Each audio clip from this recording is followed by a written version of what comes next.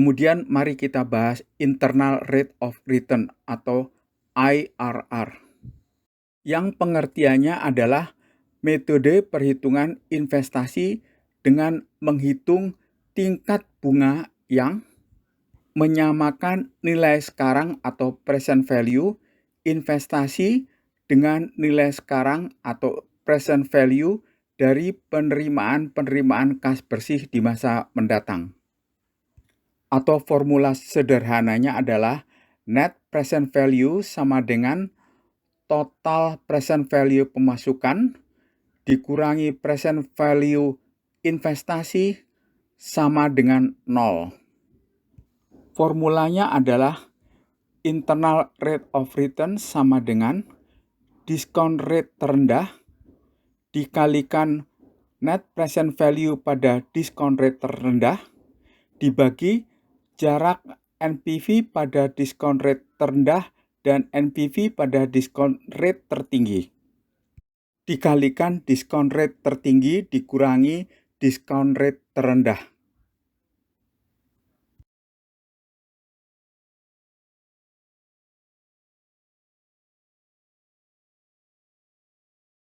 Coba kita lihat contoh perhitungan IRR di bawah ini. Rencana investasi A punya NPV positif dari 865 miliar pada tingkat diskonto 20% dan NPV negatif dari 1.040 miliar pada tingkat diskonto 22%. Perhitungan internal rate of return-nya dimulai dari menghitung jarak antara dua NPV, yaitu 865 miliar ditambah 1.040 miliar sama dengan 1.905 miliar. Dengan rumusnya, kita menghitung internal rate of return, yaitu discount rate terendah sebesar 20% ditambah NPV pada discount rate terendah sebesar 865 miliar dibagi jarak antara dua NPV yaitu sebesar 1.905 miliar dikalikan diskon rate tertinggi yaitu 22% dikurangi diskon rate terendah yaitu 20%. Dan kita dapat hasilnya sebesar 20,91%.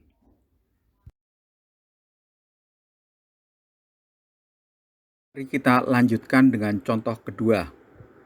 Rencana proyek investasi B mempunyai NPV positif dari 1.714 miliar pada tingkat diskonto 25% dan NPV positif dari 2.937 miliar pada tingkat diskonto 30%. Pada perhitungan internal rate of return-nya, kita menghitung dulu jarak antara dua NPV, yaitu 1.714 ditambah 2.937 sama dengan 4.651 miliar.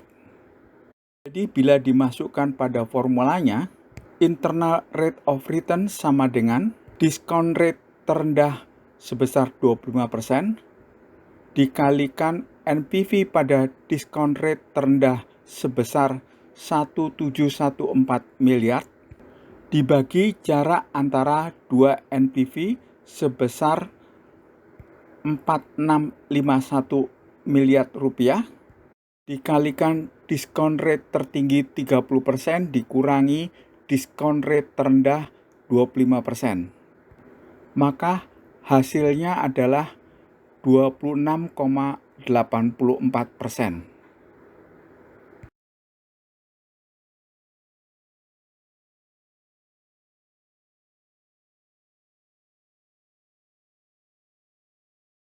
Untuk menghitung internal rate of return, kita dapat melakukan secara lebih sederhana. Mari kita lihat tabel berikut ini, yang kolom pertamanya berisi tahun, dan kolom kedua berisi present value dari cash flow pada discount rate 0%. Kolom ketiga berisi present value cash flow pada discount rate 5%. Dan kolom keempat dan seterusnya berisi present value cash flow masing-masing discount rate-nya.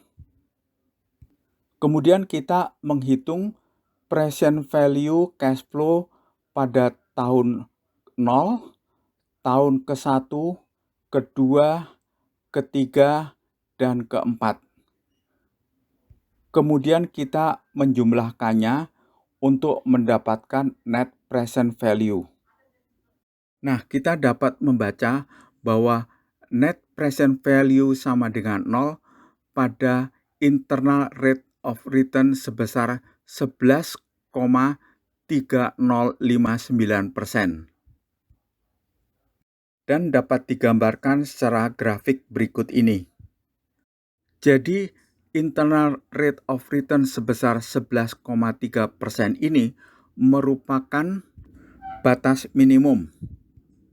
Sehingga persyaratannya adalah bila internal rate of return lebih besar daripada minimum rate dan NPV-nya lebih besar daripada 0, maka investasi bisa dilanjutkan.